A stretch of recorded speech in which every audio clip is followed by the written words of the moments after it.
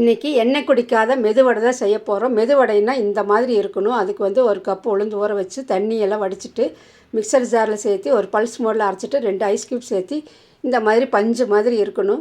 பந்து மாதிரி இருந்தால் தான் வந்து நல்லாயிருக்கும் வடை. இப்போ தண்ணியில் கொஞ்சமாக எடுத்து போட்டு பாருங்கள், மிதக்கணும். இதே மாதிரி டக்குன்னு விழுகணும். இப்போ வந்து பொடித்த மிளகும் சீரகமும் சேர்த்திட்டு வெங்காயம், பச்சை மிளகாய், இஞ்சி, கருவேப்பிலை, மல்லி இலைகள் எப்பவும் போல் நம்ம சேர்த்து உப்பு, பெருங்காயத்தூள் சேர்த்திட்டு நல்லா பிசைஞ்சு வச்சுக்கலாம்.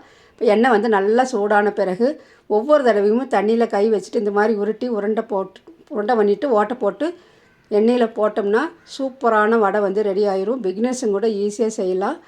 இப்போ வந்து தண்ணியே நம்ம ஊற்றலை, அதே மாதிரி அரிசி மாவும் இதில் சேர்த்துல, அப்படியே தான் நம்ம அரைச்ச உடனே சேர்த்து வைக்கிறோம். இந்த மாதிரி திருப்பி போட்டு கலர்ஃபுல்லான வடை வந்து ரெடி ஆகிடுச்சு பாருங்கள். மேலே வந்து நல்லா கிறிஸ்பியாகவும் உள்ளே வந்து நல்லா சாஃப்டாகவும் இருக்கும். இதே மாதிரி நீங்களும் செஞ்சு பாருங்கள். பிகினர்ஸும் கூட ஈஸியாக செய்யலாம். தேங்க்யூ.